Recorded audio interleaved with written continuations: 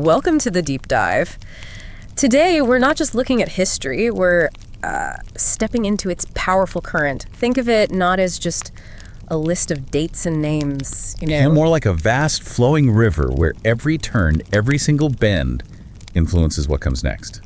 It's truly astonishing when you start connecting the dots, isn't it? How seemingly distant events ripple through centuries, shaping the very ground we stand on today. And that's really our mission for this deep dive.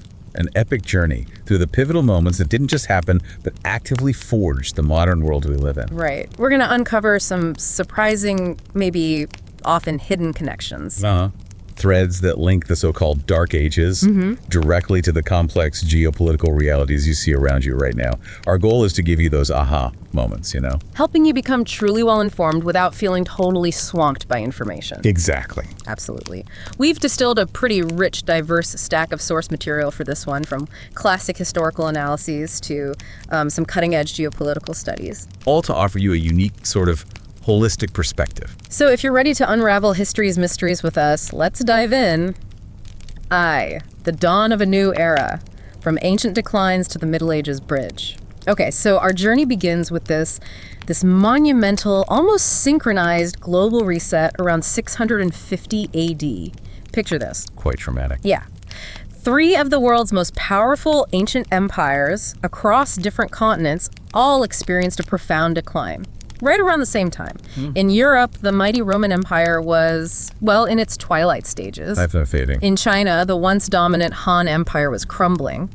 And in India, the great Gupta Empire was also on its downward trajectory. So not just a regional collapse then? No, exactly. It was like a collective sigh of history, clearing the stage for something entirely new. What's truly astonishing here isn't just that these empires fell, but how their simultaneous decline created this kind of global power vacuum.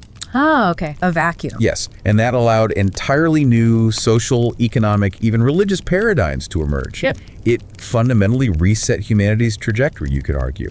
Wow. This collective downturn set the stage for what we now call the Middle Ages, a period spanning roughly 1,000 years, give or take. From the 5th to the 15th centuries AD, roughly? Right, and it's often misunderstood, isn't it? Caricatured as simply dark. Especially after the collapse of the Western Roman Empire in the 5th and 6th centuries, which, it did leave Europe quite fragmented. True, but it was far from stagnant.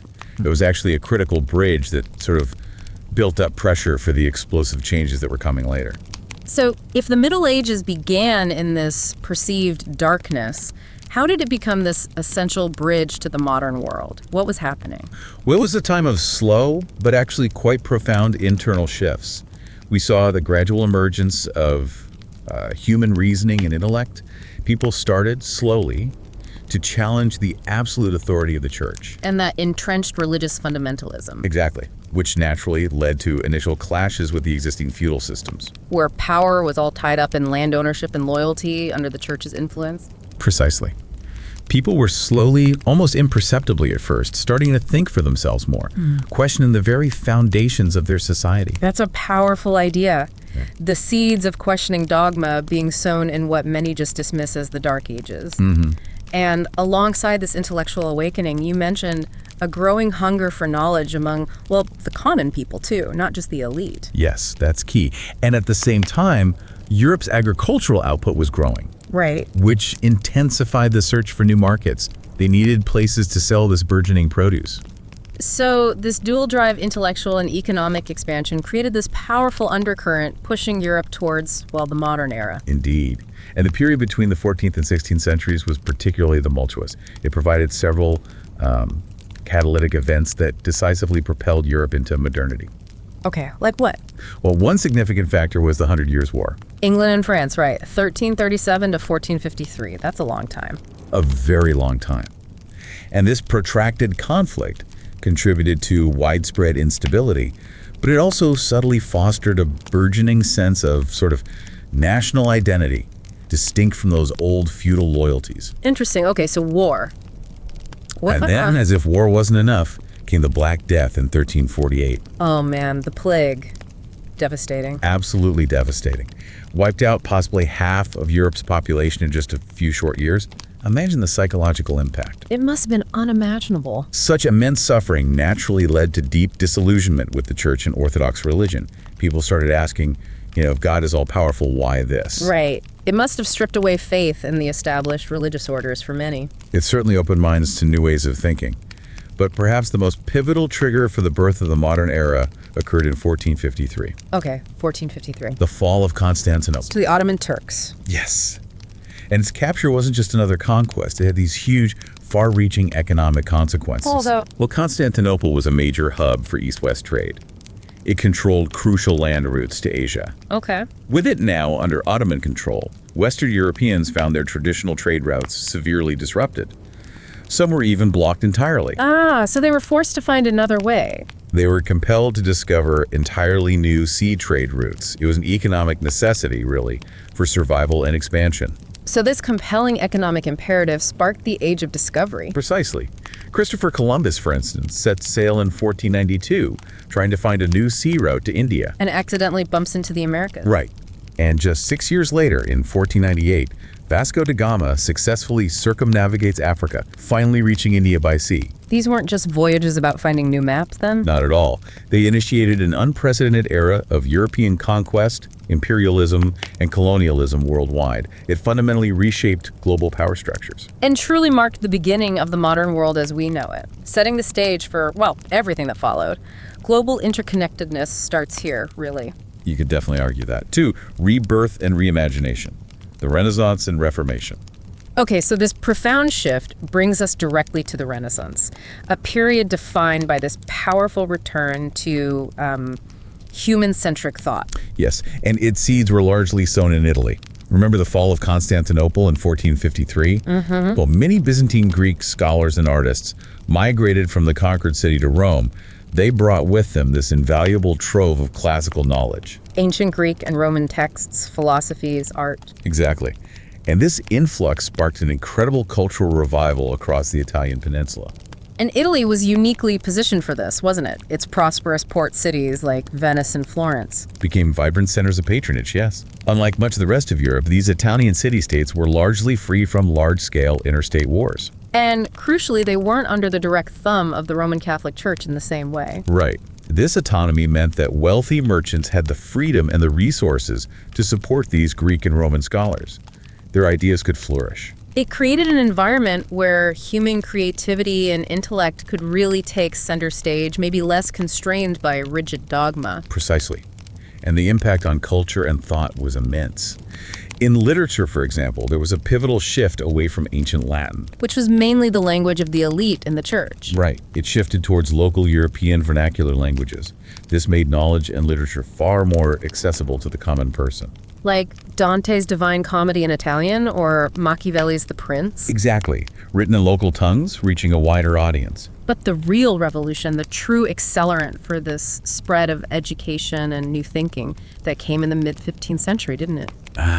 Yes. Johannes Gutenberg's invention of the printing press. Suddenly books could be mass-produced. Knowledge wasn't confined to scribes and monasteries anymore. Ideas could disseminate rapidly across society. It was a monumental turning point, truly democratizing access to information. And beyond art and literature, the Renaissance also fostered the rise of critical thinking and a scientific temperament. Yes. You had figures like Roger Bacon, even back in the 13th century, laying foundational groundwork for modern science by emphasizing observation and empirical evidence. Paving the way for people like Galileo. Galileo, Nicholas Copernicus, John Kepler, all challenging traditional worldviews, especially in astronomy, directly confronting established beliefs. So, the core outcome of the Renaissance was profound.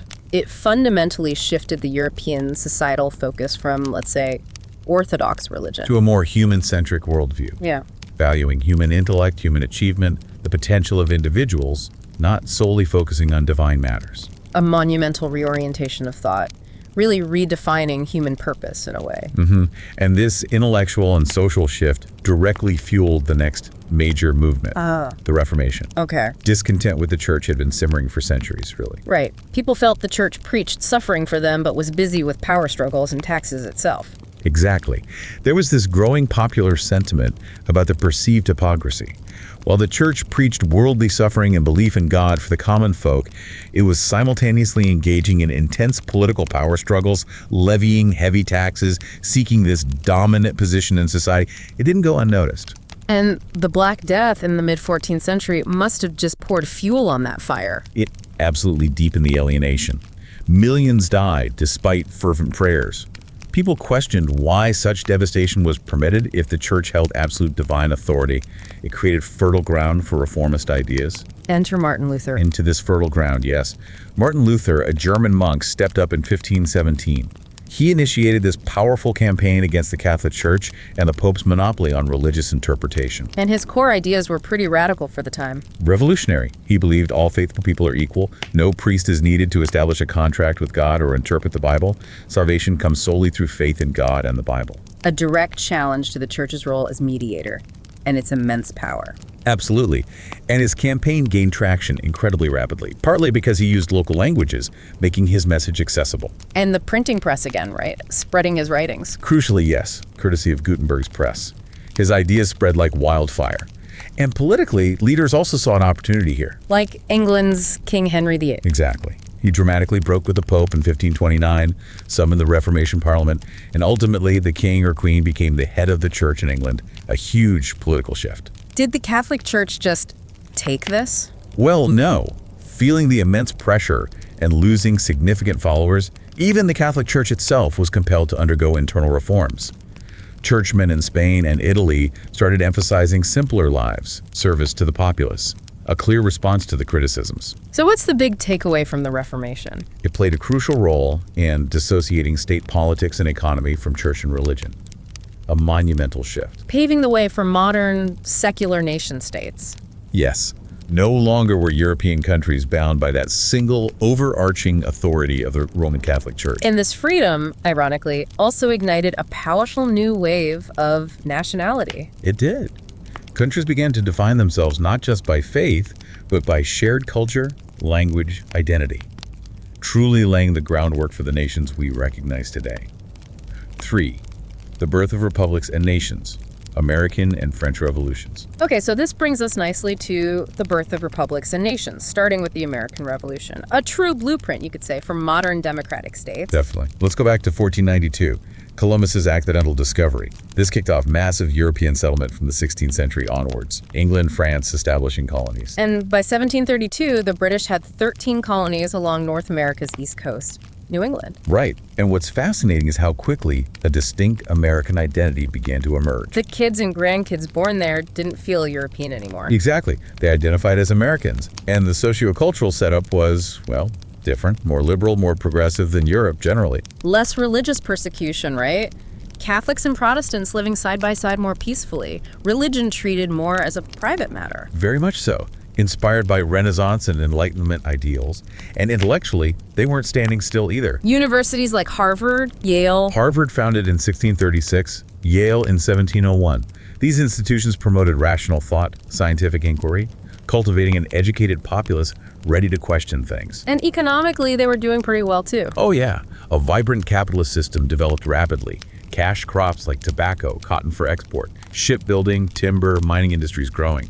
But this prosperity and distinct identity started causing friction with Britain, planting the seeds of revolt. Because Britain viewed its American colonies through a strictly imperialistic lens, didn't they? Absolutely. Trade policies were designed to benefit the British homeland, first and foremost, not the American settles, a constant source of irritation. And Britain imposed a series of increasingly restrictive trade acts. The Navigation Act, the Stamp Act, taxing legal documents, newspapers. It made it pretty clear. The colonies existed for the mother country's benefit, sparking widespread outrage. And this is where we get that famous slogan. No taxation without representation. Exactly. Americans firmly believed the British Parliament had no right to tax them without American representatives sitting in that parliament. So resistance started brewing, boycotts of British goods. And this defiance was only amplified by the 7 Years' War between Britain and France. Which Britain won, but ended up with massive debt. Right. Debt which Britain then tried to recover by imposing even more taxes on the colonies. Yeah. Their argument was the war benefited colonial safety, so colonists should pay up. That didn't go down well, I imagine. Not at all. It led directly to things like the infamous Boston Tea Party in 1773. Colonists defiantly dumping British tea into Boston Harbor. Iconic. It was. And Britain's punitive response, the intolerable acts of 1774, closing Boston port. That was really the point of no return. So the colonies united. First Continental Congress. Convened in defiance, and the momentum just built, leading to the Second Continental Congress in 1776. Where they adopted the Declaration of Independence, July 4th, 1776, formally declaring independence. Then came the war itself, the American War of Independence, 1776 to 1781, led by George Washington. Against the British, and crucially, with support from France and Spain. Yes, that support was vital.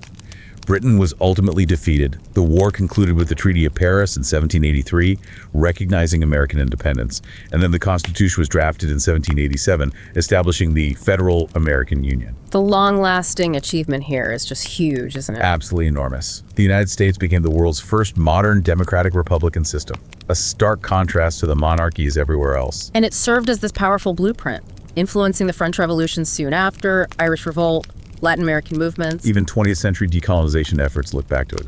Concepts like human rights, freedom of religion, federalism, they're directly derived from that American experiment. But while the revolution forged the nation, it didn't solve all its internal problems. Which brings us to the American Civil War just decades later. A conflict that truly solidified the Union's identity. But as you say, forged in blood. The deep-rooted divisions stemmed primarily from the institution of slavery. And the profound economic and social inequalities between the North and South that were tied to it. Exactly. By the 19th century, the Industrial Revolution had transformed the North.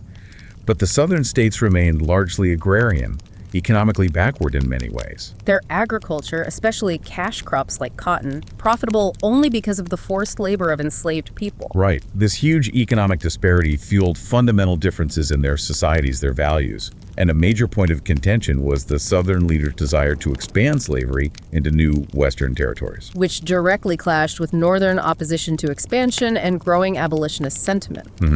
Anti-slavery movements gained momentum in the North, leading to abolition there. But in the South, where the economy was utterly dependent on enslaved labor, these movements failed. And things like the Kansas-Nebraska Act of 1854 just inflamed tensions. Massively. Legalizing slavery in those territories sparked intense violence, bleeding Kansas, a critical precursor to the war itself. And this escalating violence led to the formation of a new political party. The Republican Party, whose main platform initially was stopping the spread of slavery and eventually its abolition. So the election of Abraham Lincoln, a Republican, as president in 1860, that was the trigger. It was the final straw for the South. In response, 11 Southern states seceded from the Union and formed the Confederate States of America. And the war that followed was incredibly brutal. Extremely. Early Confederate victories, like First Bull Run, showed both sides this wouldn't be quick. But battles like Antietam in 1862, the war's bloodiest day, that was a crucial Union victory, wasn't it? Yes, critical in shifting international opinion. And then later that year, Lincoln issued the Emancipation Proclamation. Freeing enslaved people in the Confederate States, a massive turning point. Huge. It allowed formerly enslaved people to join the Union Army, significantly strengthening it, and it crippled the Southern economy by removing its labor force. Union General Ulysses S. Grant eventually took command. Grant's leadership led to crucial victories, culminating in Confederate General Robert E. Lee's surrender at Appomattox Courthouse on April 9, 1865, ending the war. But then tragically, just 5 days later, Abraham Lincoln was assassinated by a Confederate sympathizer, a terrible end to such a brutal conflict. The legacy of the Civil War is just undeniable, though. Absolutely. It led to the 13th, 14th, and 15th Amendments to the Constitution, completely abolishing slavery, guaranteeing rights, and redefining the United States as an indivisible united nation. It resolved those core North-South tensions, strengthened the nation's unity, and really paved the way for America's rise as an industrial power. It did, though it raises that difficult question. Considering the immense human cost, was war truly the only path to abolish slavery and preserve the Union? Could a peaceful resolution have been found? And could Lincoln's assassination have been avoided? Heavy thoughts indeed. Okay, let's transition across the Atlantic to another monumental event, the French Revolution.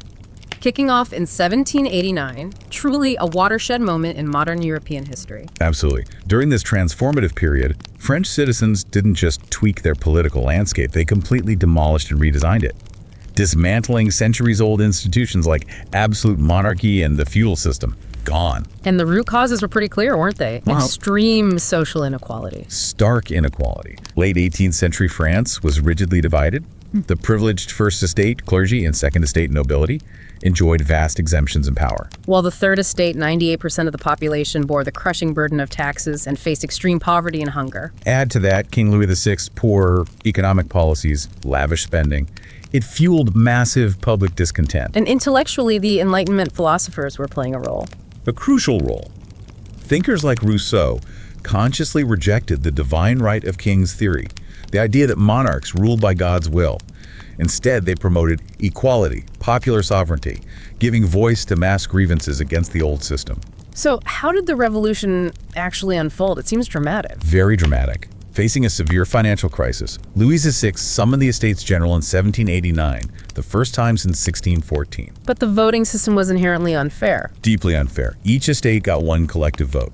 So the two privileged estates could always outvote the third estate, despite its vastly larger population.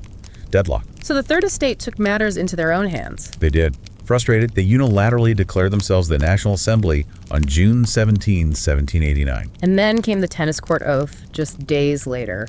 Angered by being locked out, they swore not to disperse until a new constitution was created. The tension just built and built until it exploded on July 14, 1789. The storming of the Bastille. The iconic event. Parisians attacked the Bastille fortress, a symbol of royal tyranny, to seize weapons. Widely seen as the start of the revolution. Celebrated as France's national holiday today. So France transitioned to a constitutional monarchy in 1791. But it didn't stop there. No, things escalated. Revolutionary France soon faced external threats from neighboring monarchies like Austria and Prussia, who wanted to restore the absolute monarchy. Early French defeats fueled intense fear and violence within Paris. Leading to the most violent phase, the National Convention government. From September 1792 to 1795, the monarchy was swiftly dealt with.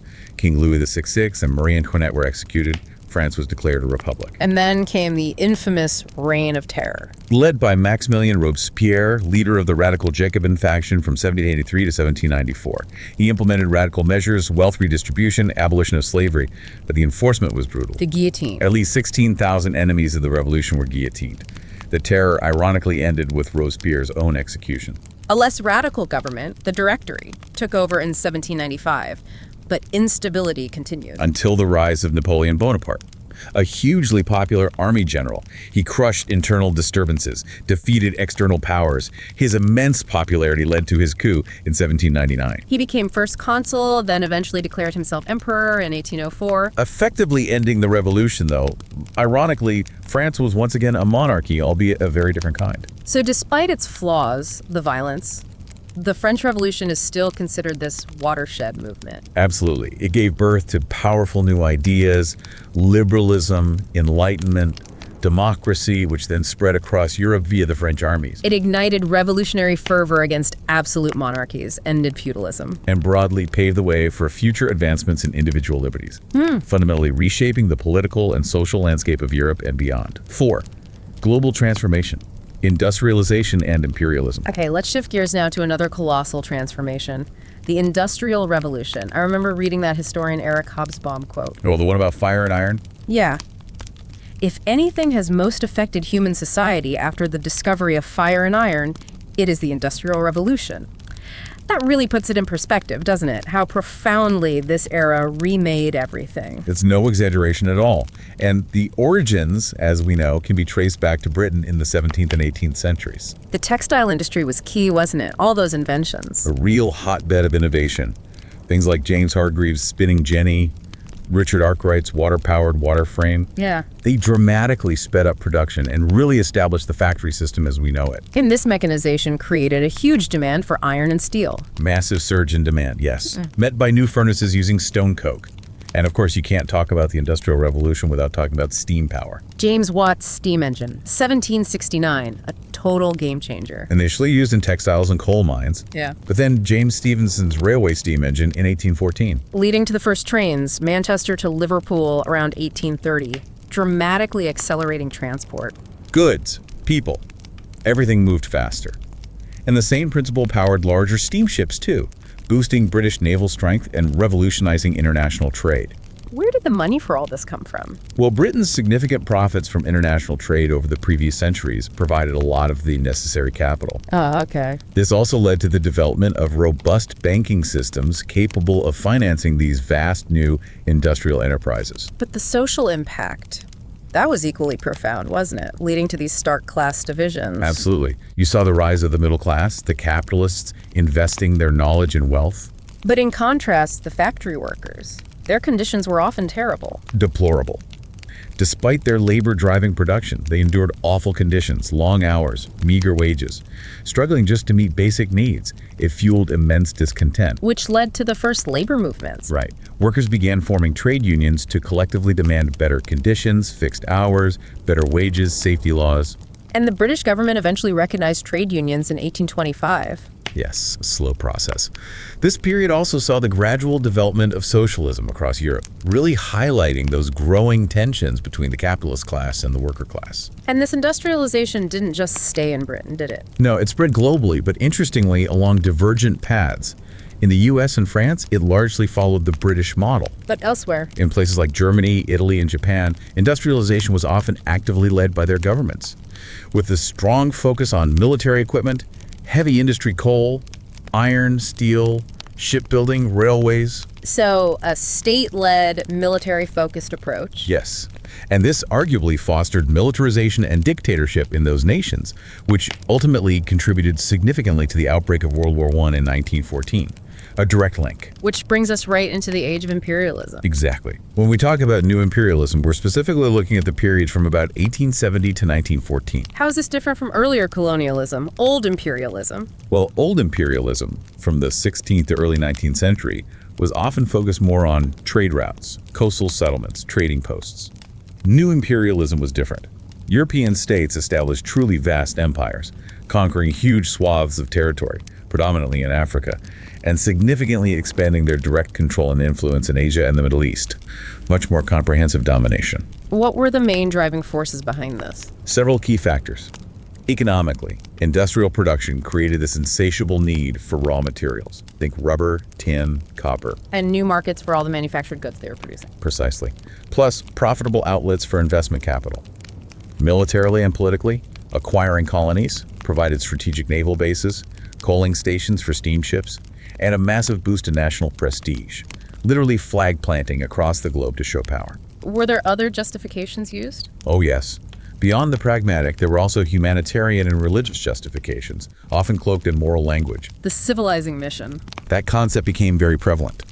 Alongside the idea of the white man's burden, famously expressed by Rudyard Kipling, this supposed duty of Europeans to civilize inferior peoples. And Christian missionaries supported this. Often, yes.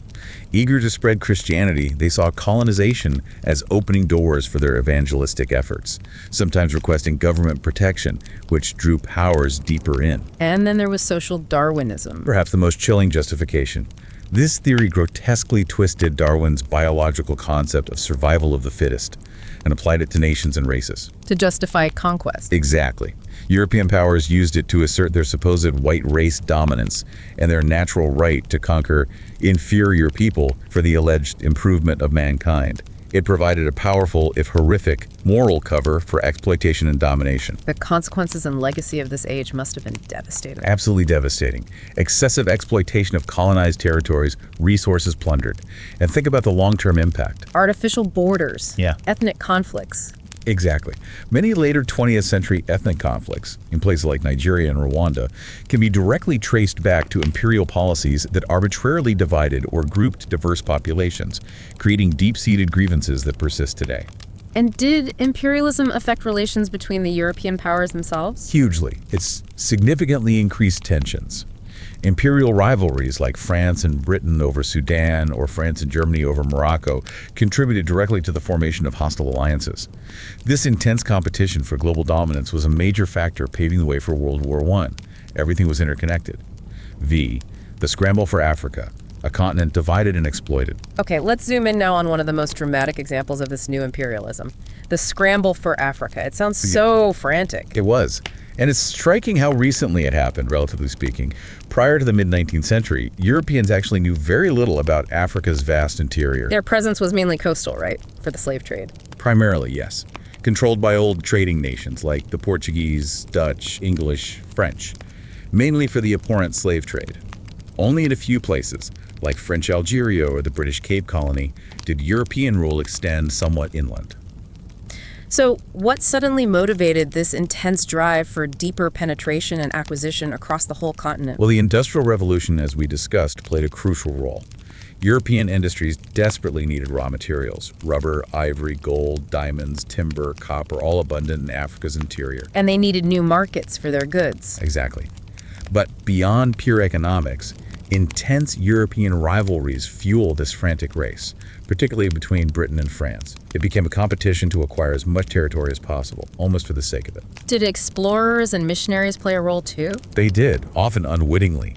Expeditions like Henry Morton Stanley's explorations in the Congo, famously funded by King Leopold II of Belgium, stimulated immense European interest and greed regarding the continent's hidden riches. And the missionaries? Christian missionaries, while generally not direct agents of imperialism, often found themselves seeking European governmental protection due to perceived threats from local conflicts or rulers. This drew their home governments deeper and deeper into the continent's internal affairs. And all this competition led to the Berlin Conference. The infamous Berlin Conference of 1884-85. This is where European powers essentially sat down and formalized the partition of Africa amongst themselves. They literally drew lines on maps. Literally drew arbitrary lines on maps, completely disregarding existing African societies, cultures, ethnic groups, and geographies. It was colonization formalized on a continental, state-sanctioned scale.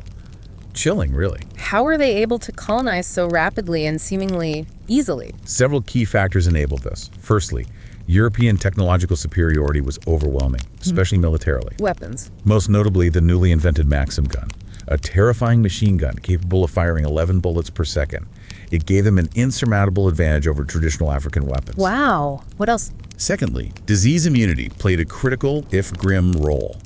Europeans had developed immunity over centuries to many diseases common in Africa, like smallpox, which had previously deterred large-scale settlement. But the indigenous African populations lacked this immunity. Exactly, making them incredibly vulnerable when these diseases were introduced or spread, weakening resistance. And finally, I read about natural disasters playing a part. Yes, tragically. Widespread cattle plagues decimated livestock, crucial for many societies. Locust infestations destroyed crops. Devastating famine swept through regions like the one that killed possibly half of Uganda's population by 1895. Leaving people physically and mentally debilitated. Profound suffering, making them largely unable to mount effective resistance against the technologically superior and often ruthless European forces. Can you give some specific examples of this conquest? It sounds brutal. It often was. Look at the Congo Free State. King Leopold II of Belgium, using explorers like Stanley, acquired vast territories, 2.3 million square kilometers, often through deceptive treaties with local chiefs, exchanging land for trivial goods. And the Congo was rich in resources. Incredibly rich. Ivory, rubber initially, later gold, diamonds, uranium, timber, copper. It was brutally exploited under Leopold's personal rule for his own profit, before eventually becoming the Belgian Congo colony in 1908, after international outcry over the atrocities. What about elsewhere? South Africa? South Africa had a complex history with Dutch and then British control. But British adventurer Cecil Rhodes made immense profits from gold and diamond mining there. He even named his African colonial possessions Rhodesias, after himself Northern and Southern Rhodesia. Now Zambia and Zimbabwe. Correct. The British ultimately defeated the Boer government's descendants of Dutch settlers in the brutal Boer War, solidifying their dominance in the region. And North Africa. France established clear hegemony there. They had conquered Algeria by 1830, later acquired Tunisia and Morocco, often through complex diplomatic deals with other European powers. Italy, a latecomer, occupied desert areas like Somaliland and Eritrea in the Horn of Africa, and Libya. England controlled Egypt. So nearly the entire continent was carved out. Almost entirely. Germany, Spain, Portugal also carved out their own spheres of influence across West, Central, and East Africa. Liberia and Ethiopia remained notable exceptions, though Italy tried and failed to colonize Ethiopia in 1896. The lasting impact of this scramble is just profound. It truly is. Despite Africa's incredible wealth of natural resources, it remains, in many parts, one of the world's most underdeveloped regions. This is a direct, undeniable consequence of European colonization, the exploitation, and those arbitrary divisions imposed upon its diverse societies, which continue to fuel instability and hinder progress even today. Forging nations. German and Italian unification. Okay, from the carving up of Africa, let's pivot back to Europe and the forging of new, powerful nations there. Specifically, German and Italian unification in the 19th century. These were really pivotal moments. Absolutely. Let's start with Germany. Prior to the 19th century, it wasn't a single country at all. It was deeply fragmented, divided into over 300 independent kingdoms, duchies, principalities. Many part of the old Holy Roman Empire. Exactly. Unifying them into a single nation was an immense challenge, and ironically, Napoleon Bonaparte served as an unintended catalyst. How so? He conquered German states, didn't he? He did. Between 1803 and 1815, his conquest led to the creation of the Confederation of the Rhine, a union of 39 German states under French influence. While his aim was to consolidate French power, this inadvertently ignited feelings of nationalism among Germans. They began to imagine a unified German identity. After Napoleon's defeat, the Congress of Vienna in 1815 didn't create a united Germany. No, it maintained those 39 states, but grouped them into the German Confederation, crucially, under Austrian leadership. Which, paradoxically, just fueled more nationalism. It did. Various student networks, philosophers, began articulating a distinct German culture and identity. But the barriers to actual unification were formidable. Rulers of the small states didn't want to give up power. Naturally. And there was the major rivalry between the two largest German states, Austria and Prussia. Austria wanted a greater Germany, including its empire, while Prussia wanted a smaller Germany, excluding Austria, led by Prussia itself. Precisely. And here's where economic integration played a crucial, perhaps underestimated role. Prussia took the initiative. The Zollverein, the customs union. Yes. Prussia abolished internal trade tariffs within its own territories and slashed import taxes. In the 1820s and 30s, many other German states voluntarily joined this customs union, the Zollverein. By 1836, 25 of the 39 states were members. Why was that so important? Historians often consider the Zollverein the lever of German unification because it powerfully demonstrated the economic benefits of integration. It increased Prussia's dominance and gave states a taste of what unity could achieve economically. Okay, so economics paved the way. Then came the political figurehead. Otto von Bismarck, appointed Prime Minister of Prussia in 1862 by King William I. Bismarck was a master strategist, a ruthless pragmatist. Famous for his blood and iron policy. Yes. He firmly believed that military strength and strategic wars, not just speeches and diplomacy, were the only means to achieve German unification. And he wasn't afraid to use war. He masterfully used conflict. First, the Danish War in 1864. Prussia allied with Austria to defeat Denmark, gaining territory. But Bismarck strategically involved Austria, knowing it would provide an excuse for a future conflict with Austria. Clever, or perhaps cynical. Both, probably. His real target was Austria. He secured Russian friendship and French neutrality, then decisively defeated Austria in the Austro-Prussian War of 1866 in just 7 weeks. Wow. This led to the formation of the North German Confederation, firmly under Prussian dominance and crucially excluding Austria. The smaller Germany vision was taking shape. So only France stood in the way. Essentially, yes, and the southern German states needed bringing into the fold. The final piece was the Franco-Prussian War of 1870-71. Bismarck intentionally provoked France, the famous Ems dispatch incident. Knowing France would declare war. As predicted. And just as Bismarck anticipated, all German states, including the southern ones, rallied with Prussia against the common enemy, France. Prussia won another decisive victory. And to rub salt in the wound. To further humiliate France and solidify the new order, Bismarck declared the United German Empire not in Berlin, but at the Palace of Versailles, the French king's residence. In 1871, King William I became the first emperor, Bismarck the first chancellor. The impact of this was immense. Huge. The unification of Germany created a powerful new state right in the geographic center of Europe. This new, formidable power immediately entered into competition for resources, colonies, influence with the established European states like Britain and France. A key factor that directly contributed to the tensions leading to World War I. Okay, let's look at Italy's unification now. The Risorgimento, resurgence. Yes, it paralleled Germany's journey in some ways. In the 19th century, Italy, like Germany, was a collection of small independent kingdoms, many under foreign domination, Austrian, French, Bourbon. The goal of Risorgimento was to unite Italy and restore its past glory, harking back to the Roman Empire. And again, Napoleon played an unintended role. He did. From 1799, Napoleon annexed many Italian states into his French Empire. His reforms reducing trade barriers, new law codes, ending feudal privileges inadvertently promoted Italian nationalism and Republican movements, even though his aim was strengthening France. But after Napoleon, the Congress of Vienna put things back, didn't it? Left Italy fragmented. Yes, largely under foreign control again. Austrian dominance in the north, the French Bourbon dynasty restored in the south, key barriers remained. Austrian control, the Papal States ruled by the Pope in central Italy, and local rulers clinging to independence. So how was unification achieved? It seems like a mix of methods. It was a combination of revolutionary fervor and shrewd diplomacy.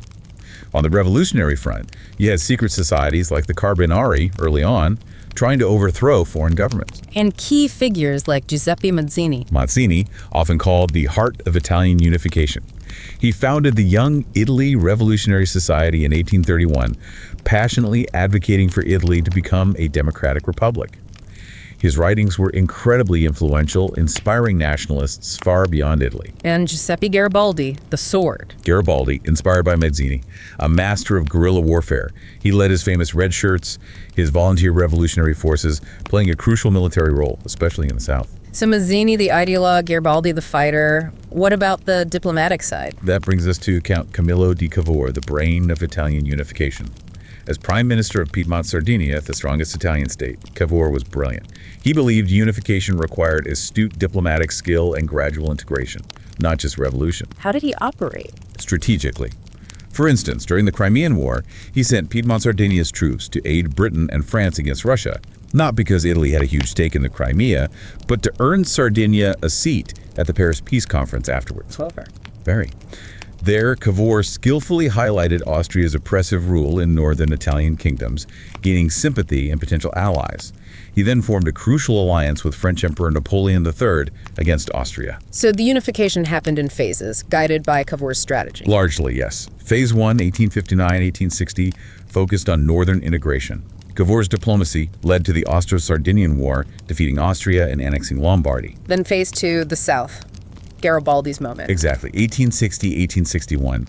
Garibaldi and his expedition of the Thousand Red Shirts used guerrilla tactics to successfully liberate Sicily and Naples from the Bourbon monarchy. But Garibaldi wanted a republic, didn't he? He did initially.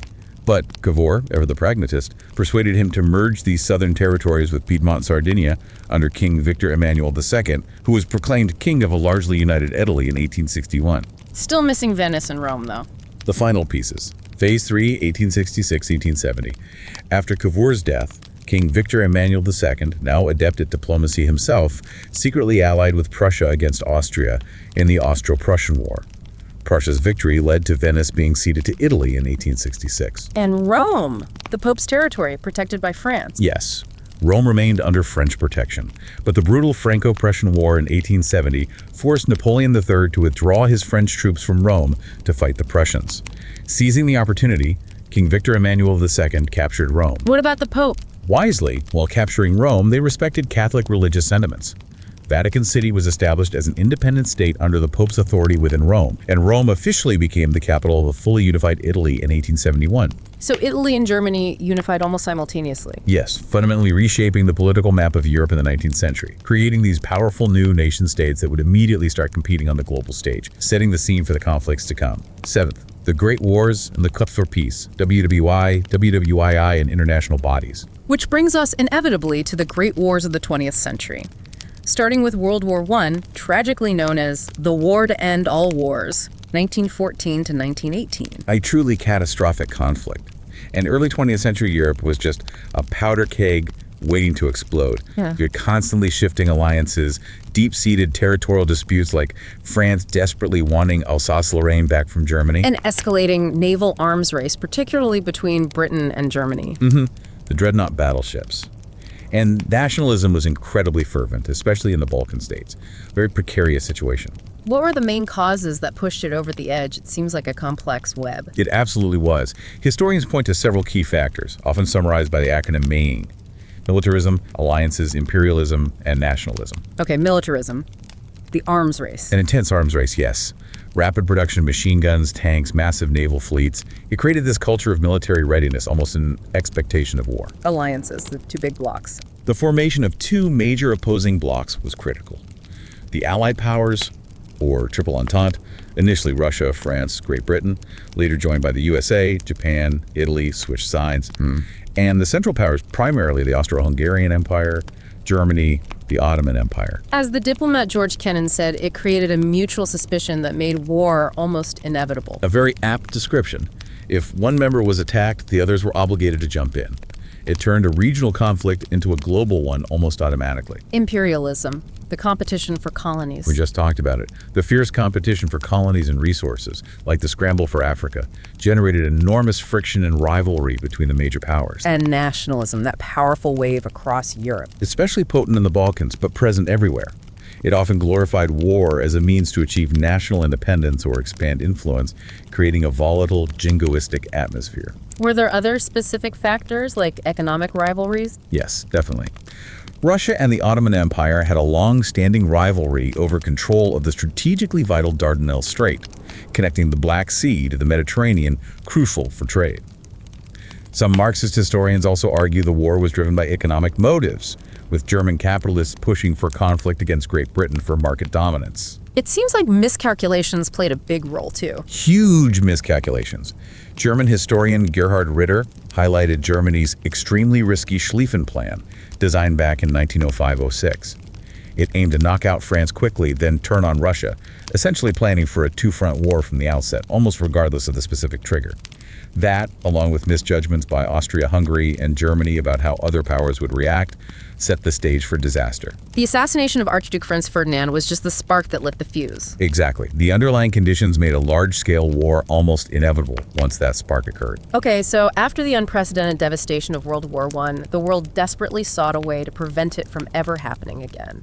Which led to the creation of the League of Nations, the first real attempt at a global peace organization. Conceived largely by U.S. President Woodrow Wilson. Yes, his brainchild. His main purpose was clear: preserve peace, prevent future wars through collective security, and resolve international disputes peacefully through diplomacy.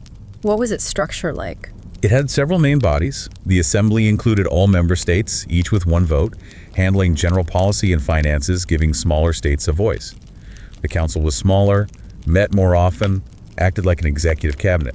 It had permanent members, Britain, France, Italy, Japan, and non-permanent ones responsible for preventing war and supervising mandates. And a secretariat for administration, a world court. The Permanent Court of International Justice in The Hague, yes. It actually resolved quite a few legal disputes between states successfully, and various commissions and committees dealt with specific issues like mandates, disarmament, labor conditions. And the International Labor Organization, the ILO, was part of it. Yet, ultimately, it failed to prevent World War II. What went wrong? Several key failures doomed it, unfortunately. Crucially, the United States, whose president conceived the League, never joined. The Senate rejected membership in 1920. That must have been a massive blow. Huge. It severely weakened its psychological authority and financial standing right from the start. Other major powers, like Germany and the USSR, weren't initial members either. And the members who were in it, like Britain and France, were they fully committed? Their commitment was often lukewarm. While theoretically leading, they often prioritized their own national interests, causing other countries to lose faith in the League's effectiveness. And then the Great Depression hit in 1929. The global economic crisis made everything worse. It led to the rise of extremist, aggressive right-wing governments in Japan, Germany, and Italy, who had little interest in international cooperation and were focused on expansion. We saw this play out in the Manchurian crisis in 1931. Yes. Japan invaded Manchuria, part of China. The League condemned Japan but failed to take any effective action, like strong sanctions. Japan simply withdrew from the League in 1933. It exposed the League's impotence against major power aggression. And the disarmament conference failed too. Collapsed in 1934 when Germany demanded equality in armaments with France, and Hitler subsequently withdrew Germany from both the conference and the League itself. The final nail in the coffin seems to have been the Abyssinian invasion in 1935. Italy invaded Ethiopia, Abyssinia. The League did impose economic sanctions, but they were deliberately half-hearted. Critically, they excluded vital exports like oil, coal, and steel. Why? Because Britain and France were desperate to keep Mussolini as a potential ally against the growing threat of Hitler's Germany. Appeasement. This utter failure completely eroded the League's credibility. Italy left the League in 1937, and the path to World War II was wide open. So a failure in its primary goal, but did it achieve anything? Yes. Despite its ultimate failure to prevent war, it wasn't a total loss. The International Labor Organization, ILO, was highly successful and continues today, improving labor conditions, worldwide working hours, wages, safety, benefits. What else? The refugee organization did vital work, helping repatriate prisoners of war and assisting thousands fleeing Nazi persecution after 1933. The health organization effectively combated epidemics. The Mandates Commission supervised territories taken from Germany and Turkey, and it successfully resolved several political disputes in the early 1920s, like between Finland and Sweden over islands. So while it couldn't stop the big war, its foundational work in international cooperation in specific areas was actually quite important and had lasting impacts. Definitely. It provided a model and lessons learned for the United Nations later on. 8th, reshaping the global map, decolonization and the Cold War. Okay, moving past the devastation of World War II, we enter another era of massive global reshaping.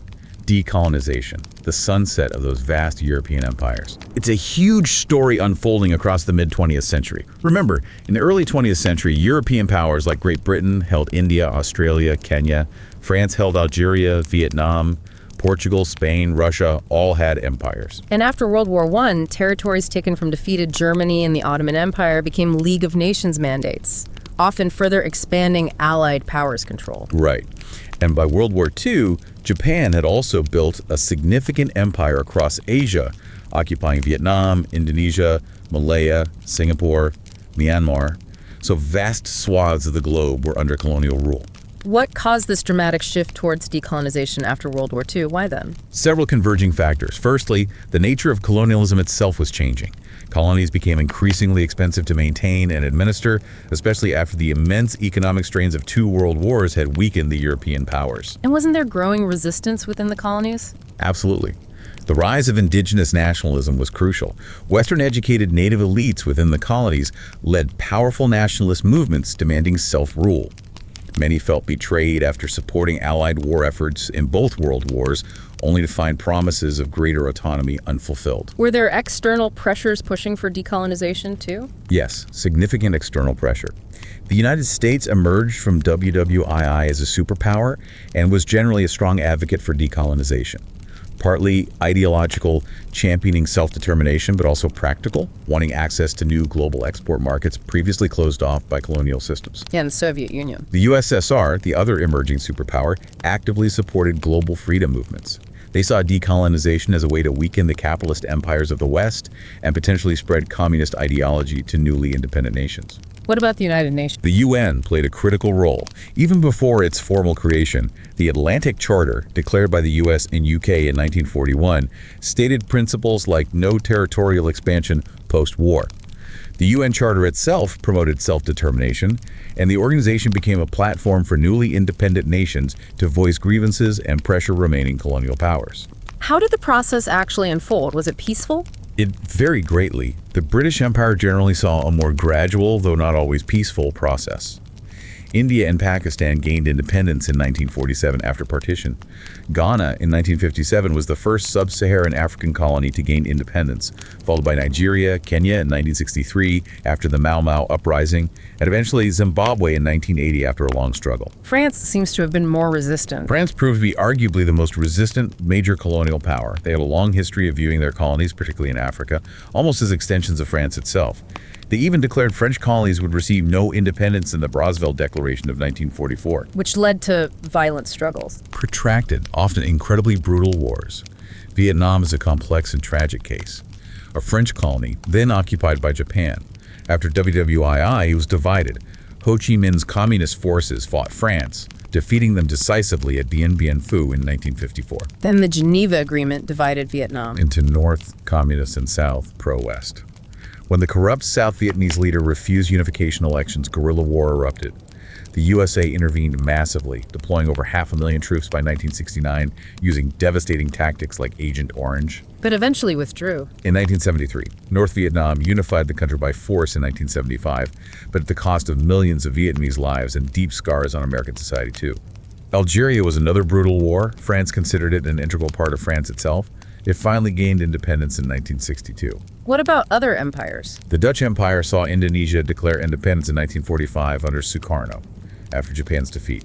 The Netherlands tried to regain control, but UN intervention led to Indonesian independence recognition in 1949. The USA granted the Philippines independence relatively smoothly in 1946. And the Middle East, you mentioned that was incomplete. Yes, a particularly complex situation. After WWI, British and French mandates replaced Ottoman rule. The Balfour Declaration of 1917, supported by Britain, endorsed the idea of a Jewish homeland in Palestine.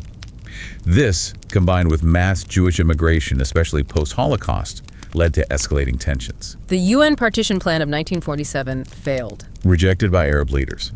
When Britain withdrew in 1948, Israel declared statehood, immediately triggering the First Arab-Israeli War. Israel won, expanding its territory. But this left the question of Palestine unresolved. Subsequent wars, particularly in 1967, led to Israeli occupation of more territory, leaving the decolonization of Palestine incomplete and seeding the ongoing conflict over recognition, territory, and statehood. This backdrop of decolonization feeds directly into the Cold War, doesn't it? Absolutely. The post-WWII world quickly became bipolar, dominated by the two new superpowers. The USA, representing capitalism and democracy, and the USSR, representing communism and single-party rule. This led to nearly 5 decades of intense ideological and geopolitical rivalry. What were the roots of this deep mistrust between former allies? Fundamental ideological clashes, certainly. But specific post-WWII actions fueled suspicion. Soviet leader Stalin's non-aggression pact with Nazi Germany back in 1939 hadn't been forgotten by the Allies. And from the Soviet perspective? The US's use of atomic bombs on Japan in 1945, without informing Stalin beforehand, deeply increased Soviet mistrust. They saw it partly as a move to assert U.S. supremacy and limit potential Soviet gains in Asia as the war ended. This mutual distrust quickly led to the division of Europe. Famously characterized by Winston Churchill in 1946 as an iron curtain descending across the continent. Why did the Soviets create this buffer zone in Eastern Europe? The USSR had a long-standing, historically justified fear of invasion from the West, lacking natural geographical barriers. As Soviet troops pushed the Nazis back through Eastern Europe at the end of WWII, Stalin ensured communist governments, loyal to Moscow, were installed. Creating this buffer zone of satellite states was seen as essential for Soviet security. And the U.S. response was containment. Yes. President Truman announced the Truman Doctrine in 1947. The policy aimed to contain Soviet influence and prevent the further expansion of communism. It involved forming alliances and providing economic and military aid to weak countries seen as resisting Soviet pressure. Like Turkey and Greece initially. Exactly. The first application was over $400 million in aid to Turkey, resisting Soviet demands over the Turkish Straits, and Greece, fighting an internal communist insurgency. And the Marshall Plan followed soon after. The Marshall Plan, launched in 1948 by U.S. Secretary of State George Marshall, was the economic arm of containment.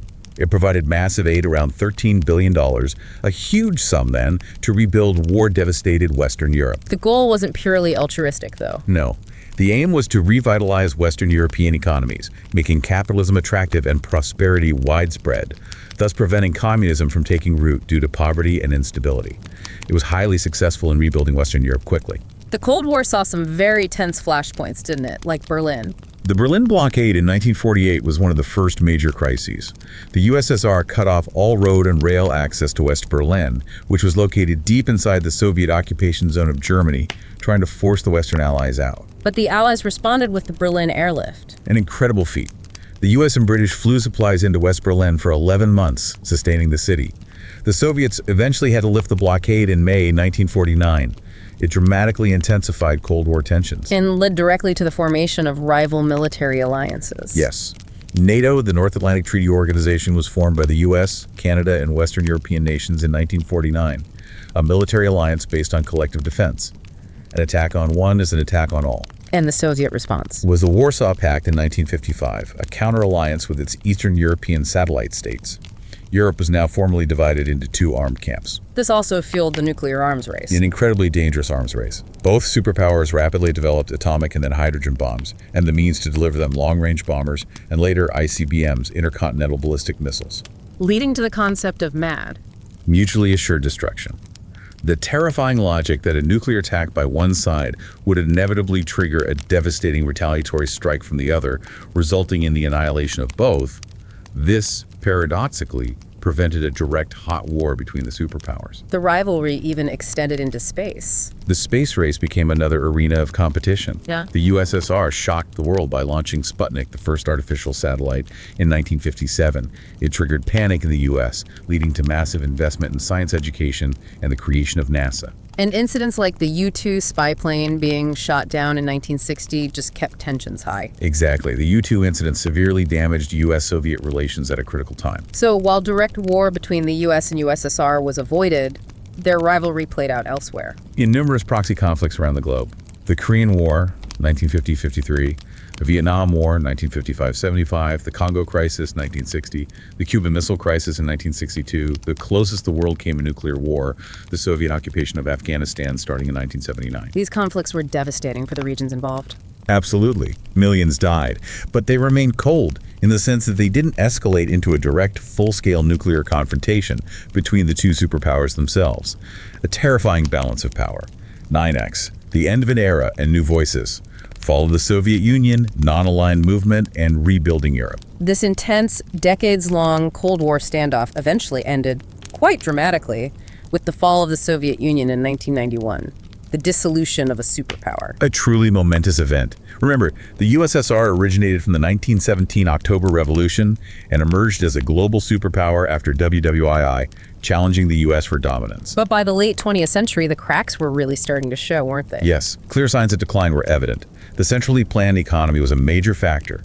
It prioritized heavy industry and military spending over consumer goods, leading to low productivity, chronic shortages of basic items, and persistent hidden inflation. Stagnation.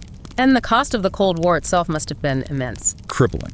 The vast spending on the arms race, supporting communist movements worldwide, propping up satellite states, fighting proxy wars like Afghanistan, it drained vital resources that could have gone into the civilian economy or improving living standards. And politically, The lack of political freedoms, the constant state surveillance, the repression of dissent, it fueled deep-seated discontent among the populace, even if it wasn't always openly expressed. plus, the USSR was a multi-ethnic empire. Nationalism was rising within the republics. Increasingly so. Diverse republics within the USSR, Ukrainians, Georgians, Lithuanians, Latvians, Estonians, and others increasingly desired self-rule and independence from Moscow's control. And didn't the Chernobyl disaster play a role?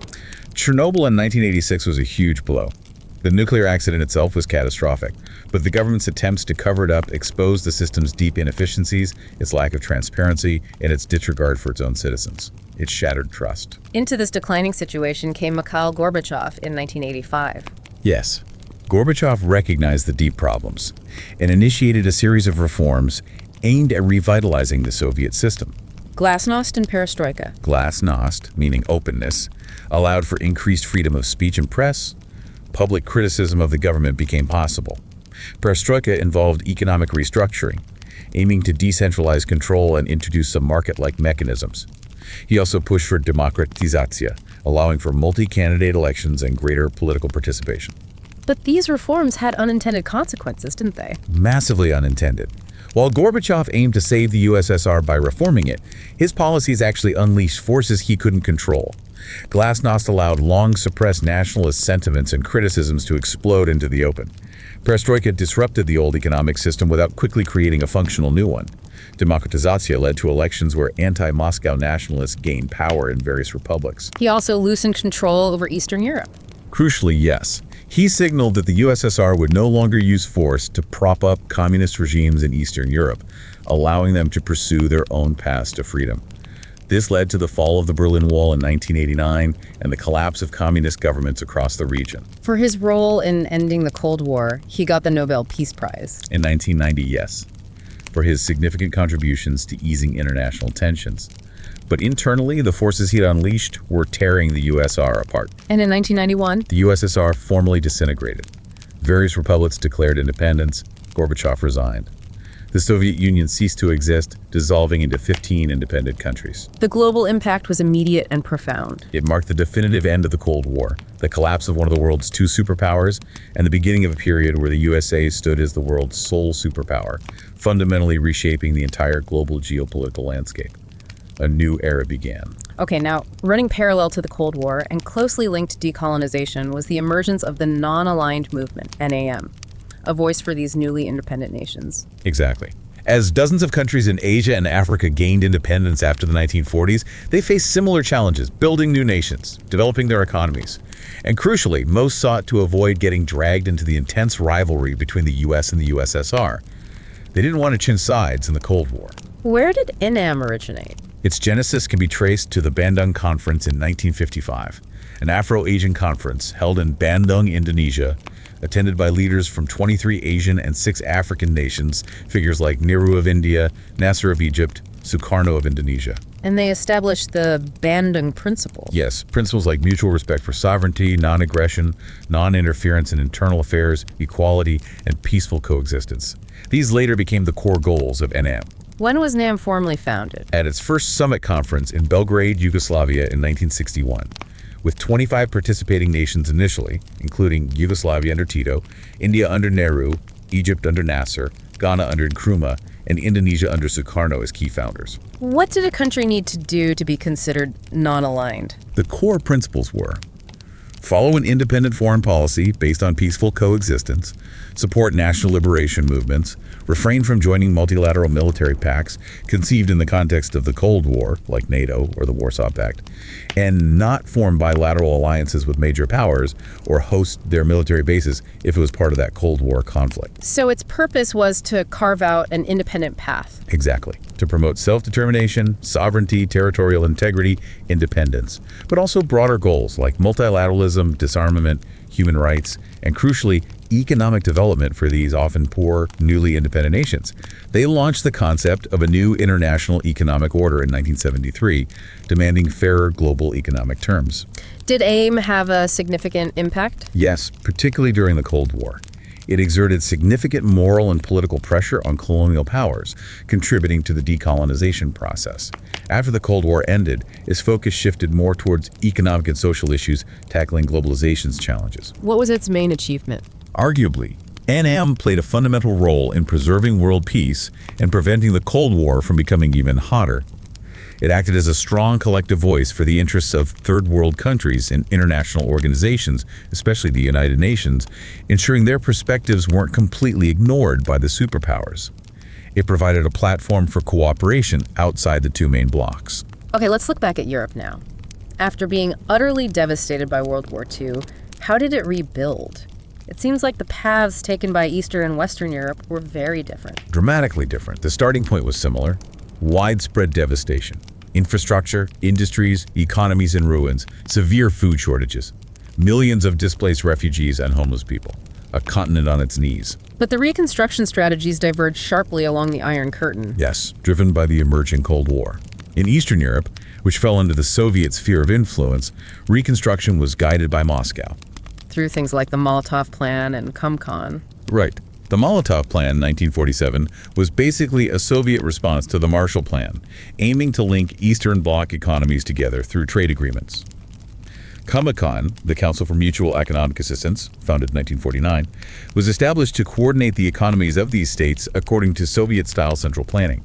Which meant nationalizing industries, collectivizing agriculture? Yes, converting private farms into large, state-owned or collective farms. While this achieved some increases in industrial production, particularly heavy industry, Eastern European economies consistently lagged far behind Western Europe in terms of efficiency, innovation, consumer goods, and overall GDP. Living standards remained much lower. And these economic problems contributed to the eventual collapse. Definitely. By the 1980s, Eastern European economies faced severe shortages, rising debt, technological backwardness, and declining living standards. This economic malaise fueled popular discontent and ultimately contributed to these countries breaking away from Soviet control in 1989-1991, culminating symbolically in the fall of the Berlin Wall. The economic disparity created during Reconstruction persisted long after the Cold War ended. So what happened in Western Europe? the U.S. fear. The story there was dominated by the Marshall Plan, launched in 1948.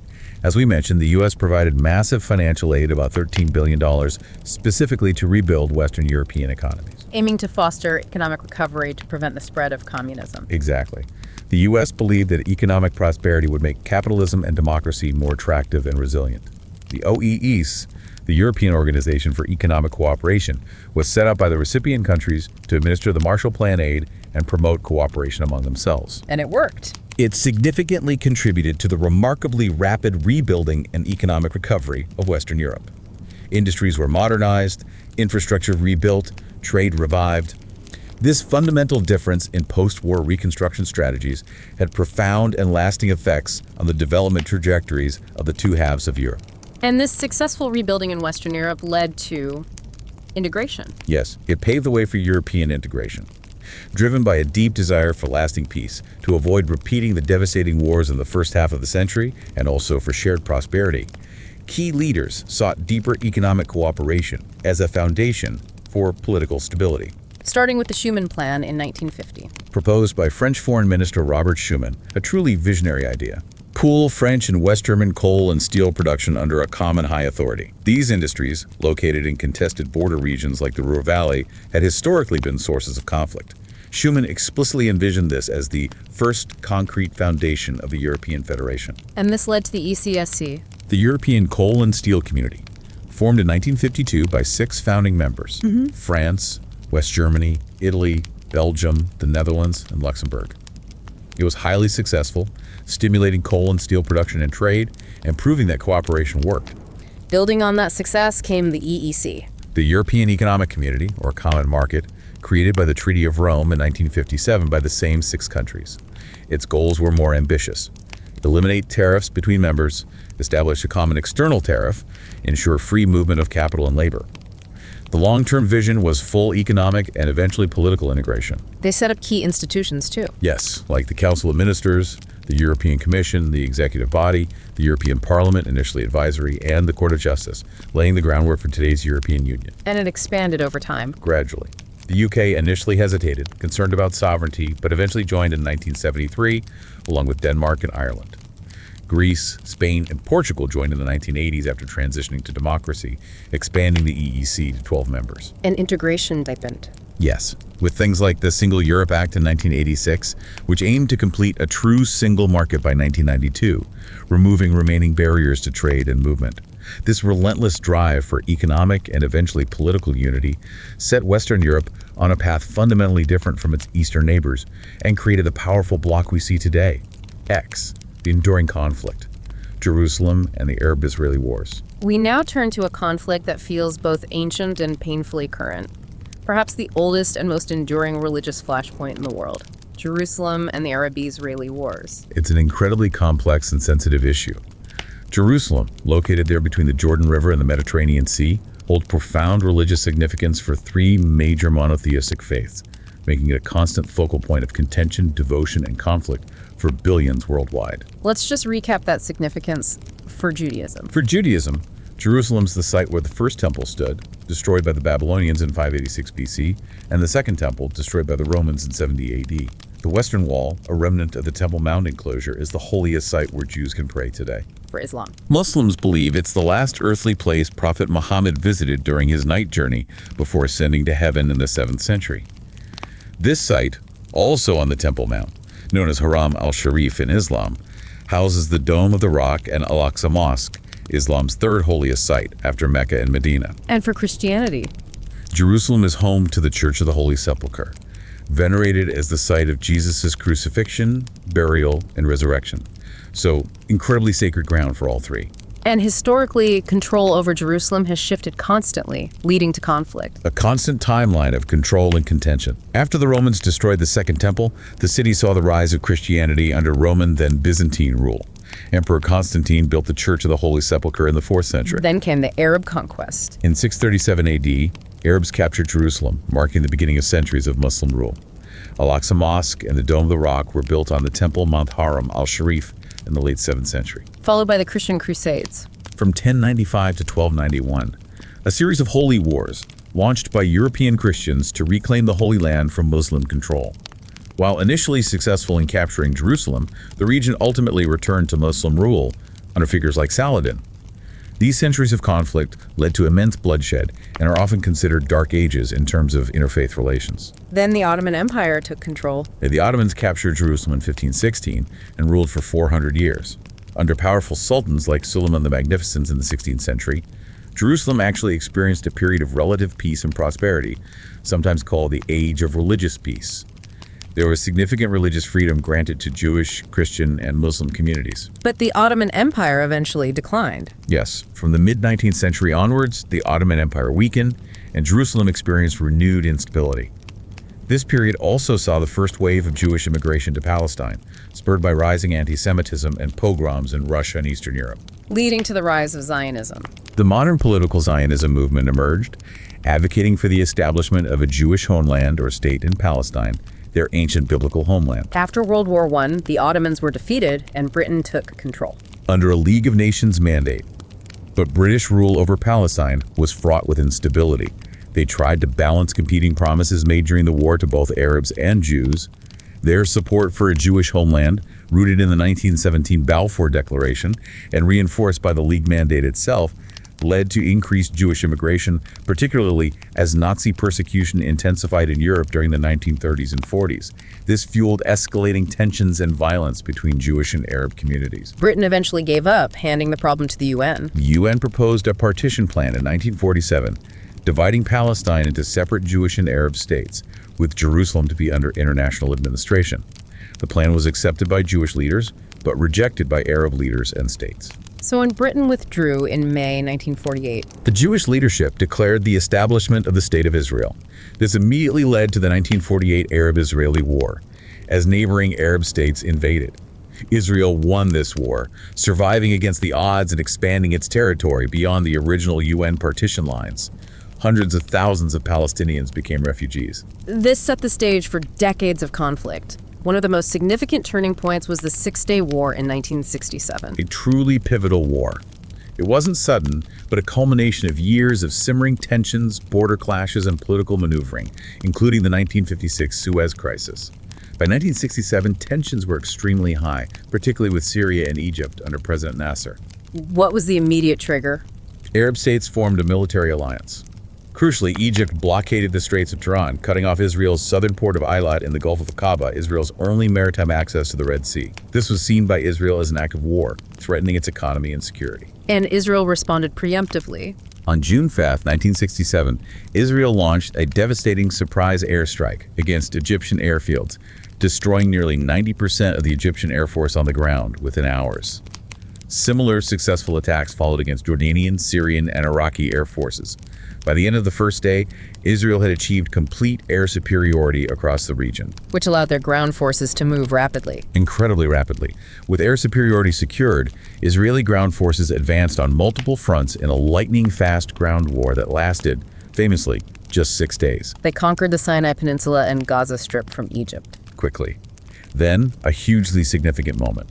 On June 7, Israeli forces captured the old city of Jerusalem, including the Temple Mount Western Wall from Jordan. And the Golan Heights from Syria. On June 9, Israel launched a heavy assault on the heavily fortified Golan Heights, capturing it by June 10th. A UN-mediated ceasefire was implemented that day, abruptly ending the fighting. The aftermath and impact were immense. Profound.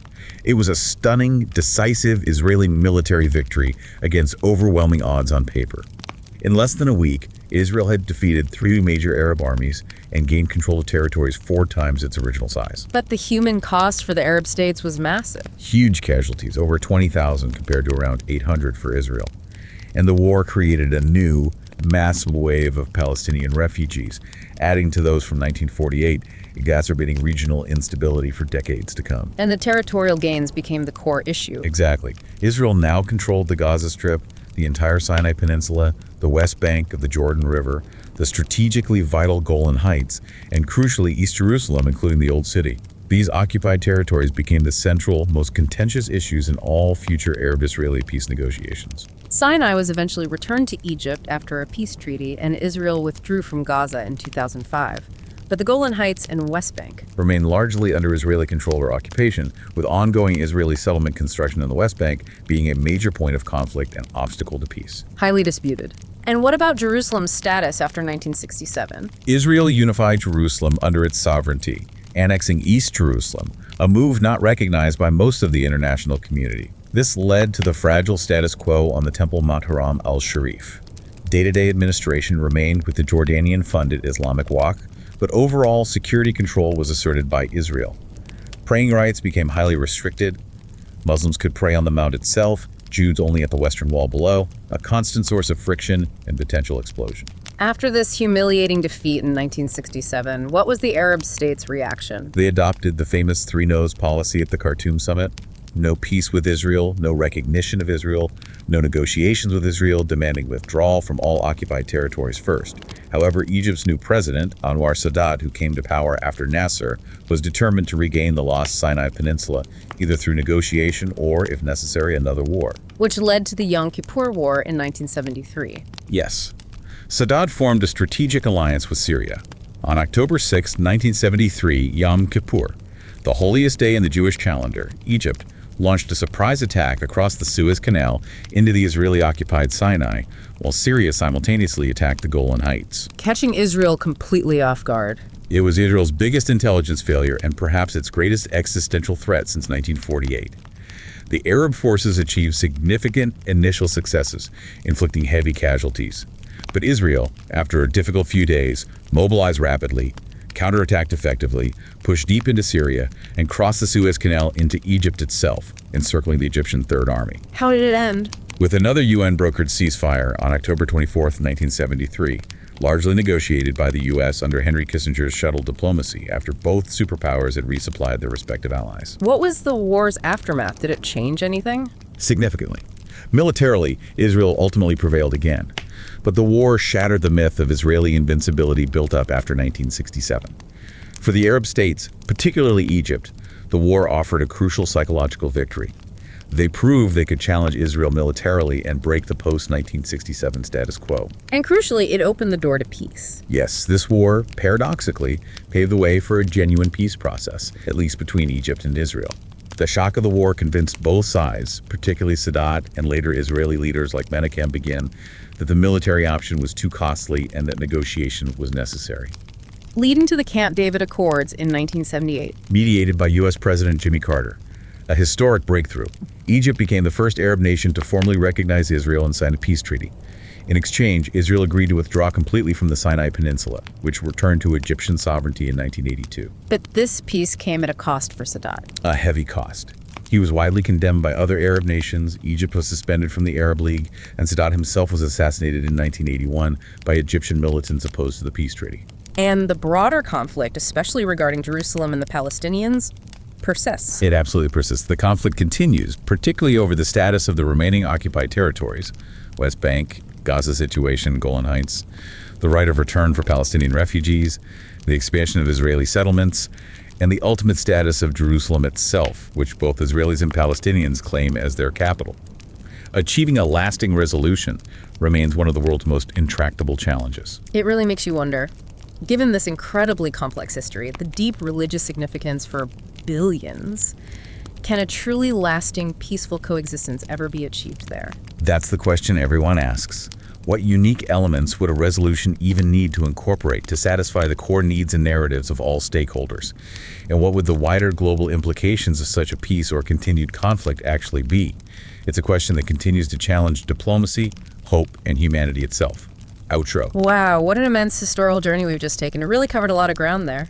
We certainly did. From the simultaneous decline of those ancient empires, the slow rebirth of knowledge in the Middle Ages. Through the forging of new nations, America, Germany, Italy, the cataclysmic global wars of the 20th century. Right up to the complex era of decolonization, the Cold War, and these enduring conflicts like the one centered on Jerusalem. It's all connected, isn't it? It really is. You see how each event is just inextricably linked to the next, forming the foundational bedrock of the world we live in right now. Indeed. And what truly stands out, I think, are those powerful recurring patterns that emerge when you look at history this way? Like what? Well, the relentless march of innovation, technological, social, political. The enduring power of belief systems, ideologies, religion, capable of both uniting people and dividing them terribly. The constant shifts in global power dynamics, empires rise and fall. And perhaps most importantly, underneath it all, that unwavering spirit of human aspiration for freedom, for identity, for progress, for security that continues to shape our world, for better or worse. Absolutely. So as you, our listener, reflect on this continuous cycle of conflict, cooperation, and innovation we've just unpacked, here's a final thought for you to mull over, something to take away. Okay.